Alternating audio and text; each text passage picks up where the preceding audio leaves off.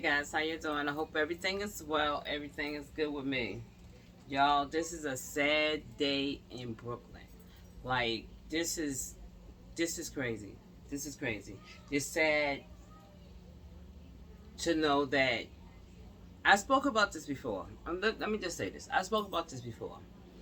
Every time we try to get together and have a good time, there's always somebody that has to mess it up for everybody. But they're saying that it was gang related. That's what they said in Brooklyn, in Crown Heights. I already know how Crown Heights get down, so I'm not really surprised about this here. I'm just surprised that it's a mass powering. Like that is really sad. When I heard that, I was in shock. I'm like, wait, what? What? How many people? 11 people got pow pow. Like that's a lot. That's a lot, y'all. That's a lot. That's a lot. I was just talking about this here. We can never have any fun. Somebody's always there to mess it up for everybody. Then they got to bring weapons. And the whole thing is that they just powering everybody. And they said it wasn't just one person, you understand? It was multiple powers, like people that was powing each other. And all of these people got pow. And it's sad. It's sad.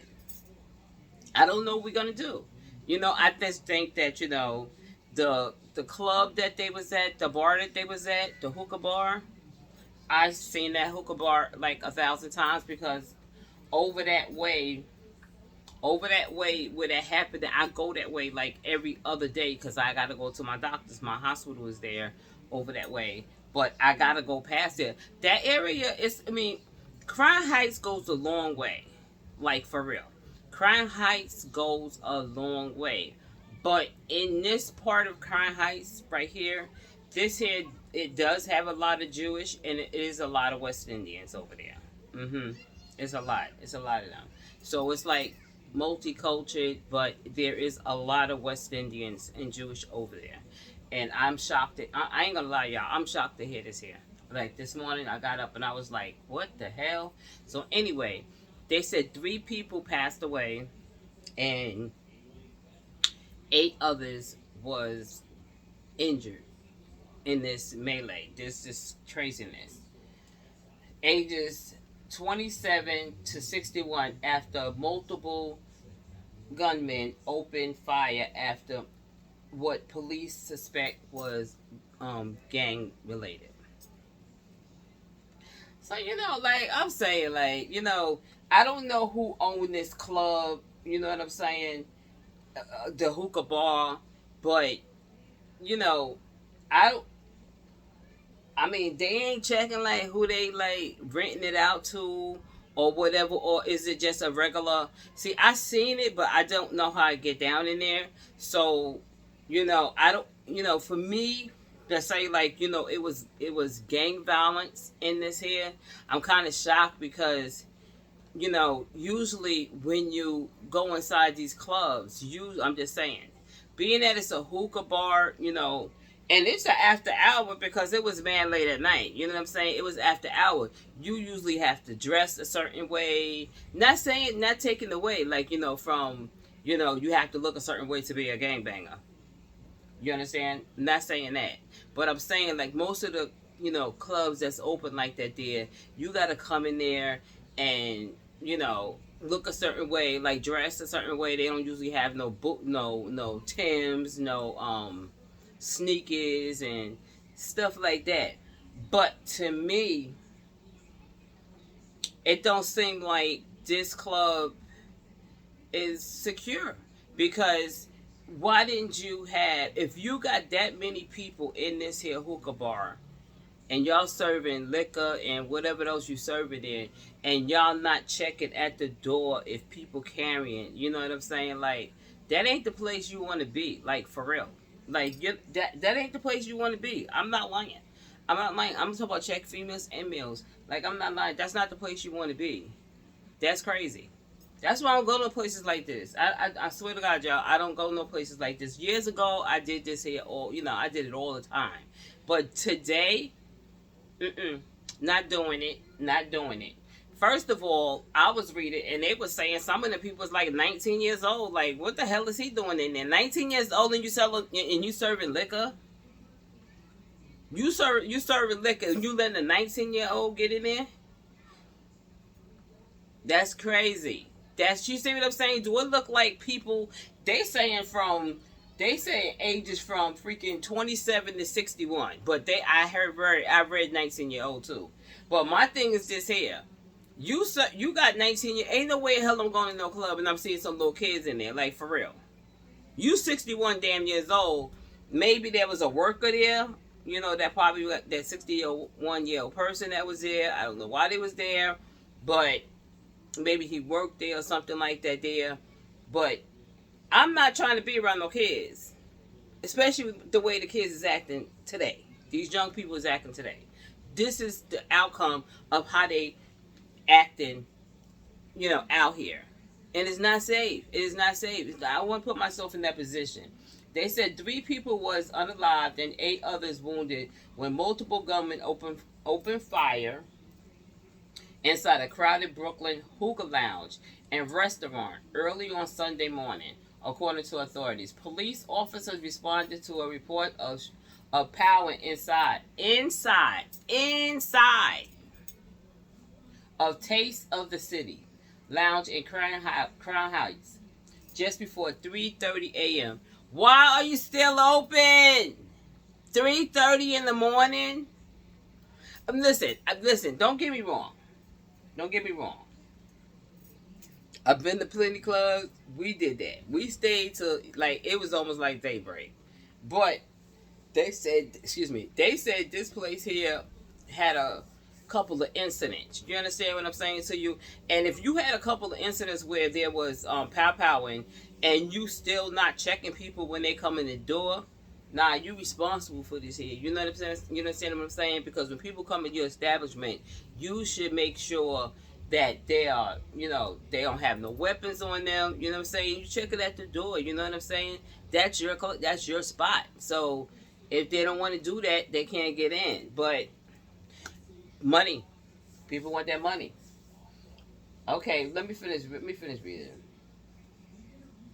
At 3:30 a.m. in the morning, the police department commissioner Jessica Tisch said at a press brief late on Sunday.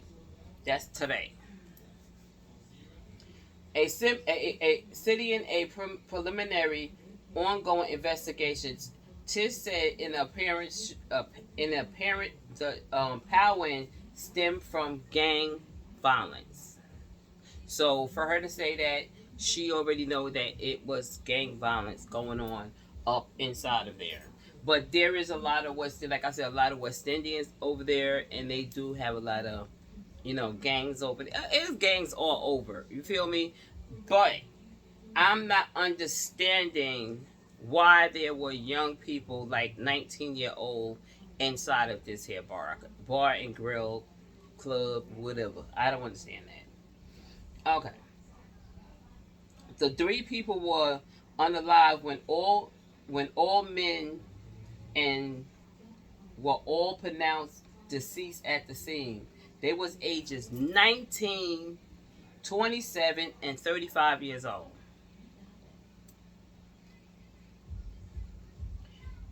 Attributing the information to friends, the New York Daily News identified one of those slain, a 35-year-old Jamel Andrew Childs. Childs was unalive while trying to stop the fight that preceded the powwowing, of 11 victims. 8 were men and 3 were women. Their known ages range from 27 to 61 years old. I don't know what 1920. Oh, that's the ones that passed away was 1927 and 35 that passed away. I like I said, I don't know why this 19-year-old was in this spot. You understand what I'm saying? I don't understand that. I don't understand why a 19-year-old was there. Okay, here we go.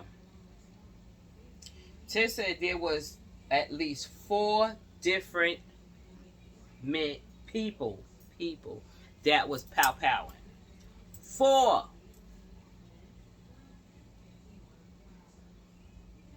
Wow. Dozens of rounds in the lounge, striking numerous bystanders. She also said officer had collected at least 42 shell cases. They was losing it, okay? They was wilding. Oh my goodness. Inside the lounge that came from a 9 millimeter and a 45 caliber gun. They said officers had recovered one pow pow near the scene of the pow powing, and they were trying to determine whether it was connected to the case. Tish made it a point to say New York City had registered the lowest numbers of powing incidents and powing victims 7 months in the year on record. Nonetheless, it's a terrible thing that this happened, she said. It's a terrible powing.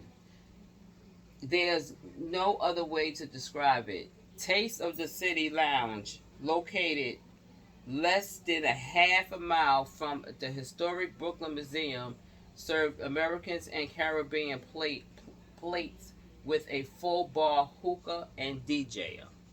I was just there yesterday. Like, not the, in the daytime. I went to get me something to eat over there, and we was actually talking about the museum. And I was like, damn, I ain't been there in years, because we go by there by my doctor, going towards my doctor. We go past it like every other day. You know what I'm saying? It's a nice area. Like it's they said it's a half a mile from there, but that's a nice area right there. That's not like in the heart of Crown Heights, but it's nice over there. It really is. It's a nice area. I'm not gonna lie to you. If it's a half a mile from the museum, that is a nice area. I was just there. I'm telling you, yesterday. I went there. No, not yesterday. I'm sorry. I went there Friday.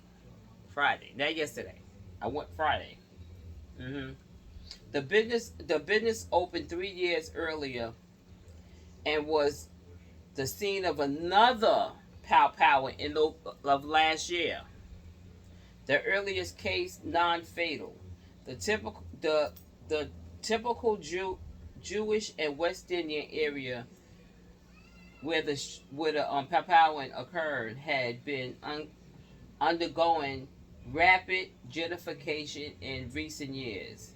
In 2017, a bar advisory it bullet written wall caused outrage. You know what? They said bullet written wall.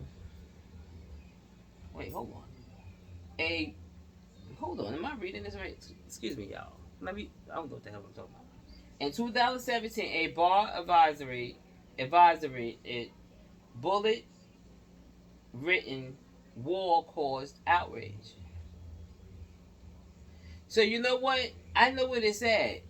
Let me just. I know that block.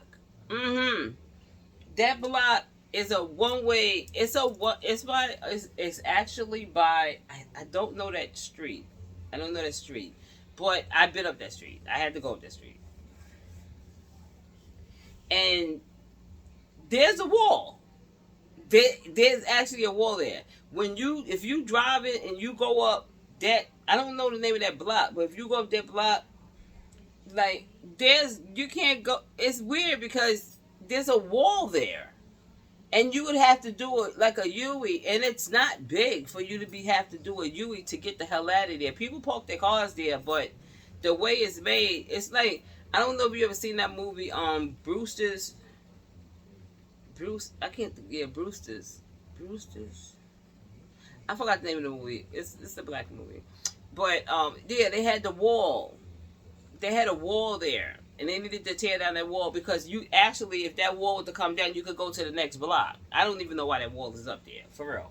I've been up the block 1,000 times. Like, I've been on that block, and I hate it because you can once you go in there, it's hard to turn, like, do the U because it's man small. Like, cars are parked on both sides. It's crazy. So anyway, I know what they're talking about that wall. Resident accused the owner of the insensitive stereotype that overlooked the reality and toll of gang violence. As of Sunday, there have been more than 270 mass shooters in the United States this year. Dang. Really? That's a lot. Or 1.18 a day, according to the non-parish gun violence achieved. The online resource defines mass powering as one in which four or more victims are wounded or unalive. The U.S. high rates of such shooting had prompt calls from some in the country for more substantial gun control. They can keep arguing about the gun control if they want to. It's not going to happen. It's not going to happen. Like, it's not going to happen. It's not going to happen. The gun control is not going to happen because that's, here in New York, you know what I'm saying? You could be a gun owner, it depends on what you do. You understand what I'm saying? So it depends on what you do. But there's very strict laws in New York. Like, for real.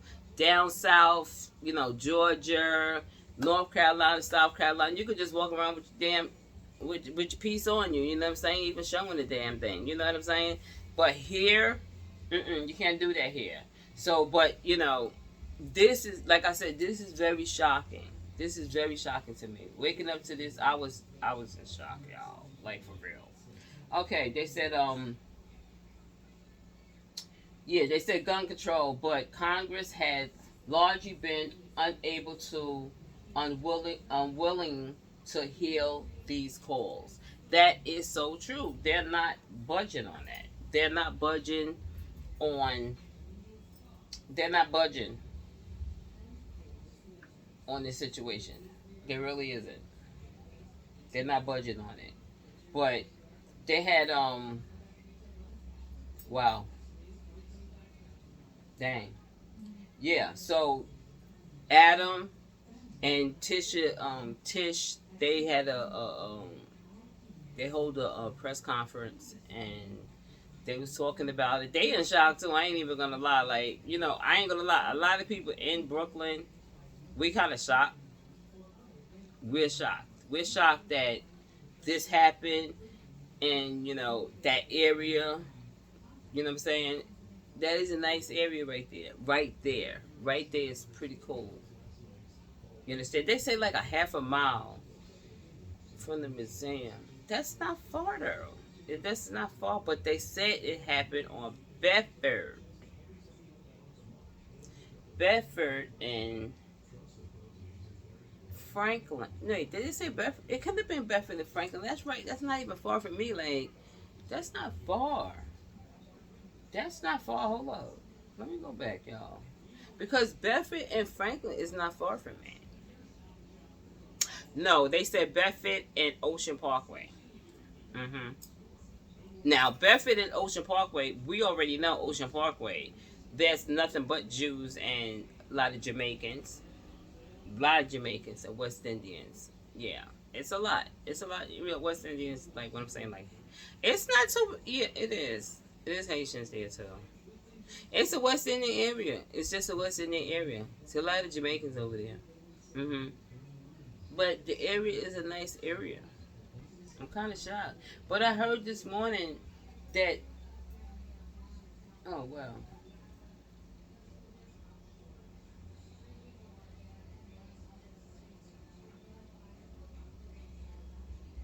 The guy that tried to stop the fight, the one that they talking about, Jamel, that, This is him right here. Wow. They said he tried to stop the fight. That's and he looked Jamaican. He looked Jamaican. Yeah. That's Jamal. My wrist is messed up, y'all. My hand messed up. Like, oh, excuse me. Just Jamal. You see what I'm saying? Like, you got this person, Jamal, that tried to stop a fight, and he wound up getting unalived. Trying to do a good thing, because guess what? People just want to go out and have a little good time. You work all week long, you know, you tired, you know what I'm saying? You just want to chill the hell out, you know what I'm saying? Like, I don't, like I think they said it was a, you know, it was gang violence, you know, gang violence that happened in there. I don't know what the people was about that gave this here, or is it just open door? You walk in, you know, you could just go inside the lounge and get a hookah and, you know, order something to eat and chill the hell out. I don't know if it's that type of club. You know what I'm saying? I really, actually, I don't know. I can look it up and find out, but I don't know, y'all. But anyway, y'all, we're going to pray for the families that lost their loved ones. You know, Jamel, I'm so sorry that happened to him, because you know what? He didn't deserve that, because you know what? He probably was like, y'all chill, you know what I'm saying? And he got in the middle of this here, and they don't care. You understand? They don't care. Now, being that this happened, you know, people upset. Families is upset because Jamel family gonna be like, yo, he was trying to break that up, but they don't have any any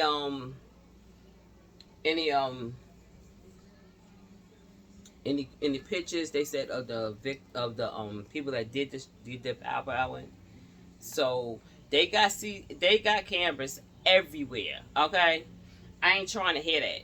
They got cameras everywhere, because you can actually drive, and they make sure they send you a ticket. They send you a ticket because they got cameras, especially right there. They got plenty of cameras. They got plenty of cameras, but the hard thing is going to be that this happened inside. This is what I'm saying. This happened inside. So the people inside, you know what I'm saying? They the ones that seen everything, experience it, you know what I'm saying? And I hope they do speak up, because these people, you know, innocent people got, you know, hit, you know, for what? For what? That y'all bring that mess inside this here club. But they said it was another one that happened last year in the same club, in the same hookah bar. So I don't know. So I guess they're going to be closing down this hookah bar. Mm-hmm. I guess they're gonna be closing down. There's no, you know, there's no way that this is a mass powering. There's no way that they're going to keep this place open. Families is not trying to walk past this place, and people ain't trying to walk past this place and see this. You know what I'm saying? Yeah, man, people out there though, like this time of morning, you know, 3:30 in the morning. Like, dang. What, they was stragglers left or something like that? Look at the area, yo. I'm trying to figure out, like, I'm trying to look at the area right here, like, I can't figure it out though. I can't figure the area right there, because when we go at, you know, when we drive at, it don't really look like that. So that's probably over, you know, when we drive at it, like I said, when they said the museum, all of that's by, they said the Brooklyn Museum. So you got, there you have the park right there. You got, what's that? Prospect Park. You got Prospect Park over there, you know. But when you be in, you know, when you drive by, you know, stuff like this, you know, it's daylight. You don't really see all of this here. You know what I'm saying? But I could have sworn they had, yeah, they said Bedford and Eastern Parkway. Mm-hmm. They said Bedford and Eastern Parkway. So anyway, y'all, I'm gonna let y'all see the little interview that Mayor Adams and Tish talked about. And like I said, my heart goes out to the families that lost, lost their loved ones, and plus the ones that was hit innocently. You know what I'm saying? Like, I hope they heal, quick. And I just think they need to close it, because this is it. This is a mass. I mean, you already experienced it last year, and you didn't take any steps to, get a wand or hire a armed guy that would check people before they come inside. They coming in there with with pals. That's scary. That is very scary, y'all. Like, for real. But anyway, y'all, I'm gonna let y'all listen to Mayor Adams and Tish, talk about this, because they look like they in shock too, y'all. So y'all hit that like button and subscribe, y'all. All right. So just wait for it. Let's listen to the little update that they bring us. All right, y'all. All right. Hold on. Good morning. I should just say morning. When you have 12 people shot in the city, a mass shooting of second in a few weeks, it's just impacts and reinforces why we do this work of going after guns off our streets. And just really want to thank the police commissioner and the men and women of the New York City Police Department, Pastor Morose, Commissioner Howard of DYCD, and A2 Mitchell from Man Up, who just has been a real partner around the issues around gun violence. It's almost a 2019, we had 12 people shot in Brownsville. I remember walking with A.T. Mitchell throughout Brownsville and Pastor Morose as we looked at that issue back then, and now we're back with this shooting of this magnitude that took place in July. This took place here, as you know, in August. Last night, we lost 3 New Yorkers, and 9 more are in the hospital after a horrific act of gun violence at a nightclub in Crown Heights. Today, while, of course, we mourn the victims and pray for their families and their community, we are calling on the public. We need your help. We need your help. If you were inside the club, if you heard individuals talking about this shooting, if you witnessed someone fleeing the location, every piece of information will allow us to put the puzzle together to solve this crime. If you witnessed the event, or if you have information, please call Crime Stoppers, 800-577-TIPS, TIPS, 800-577-TIPS. Gun violence of this magnitude, it really scars a community and a city, but we will continue to fight to do everything that's possible to continue to take illegal guns off our street. And I can easily stand here and tell you how we have driven down crime, we have removed over 22,000 illegal guns off our streets. I can give you those numbers and those stats, but that does not comfort those who are the victims of gun violence. What I can tell you, we will continue our aggressive pursuit to remove these illegal guns off our streets. Every single victim of violence, particularly gun violence, is one too many. And last night, mass shooting reminds us all the work that we must continue to do. And the NYPD and our partners in our faith-based community and our crisis management teams, we have mobilized them to immediately respond to this incident, as well as work with the friends and families of victims to stop any potential retaliatory action. We're always concerned after a shooting, the retaliatory shootings will follow if we don't get on the ground with our crisis management team and other partners. The Deputy Commissioner, the Commissioner of DYCD, Commissioner Howard, and A.T. Mitchell, they will be coordinating to see how do we continue to get our crisis management team out to be activated and respond to this immediately. I also communicated with Pastor Morose.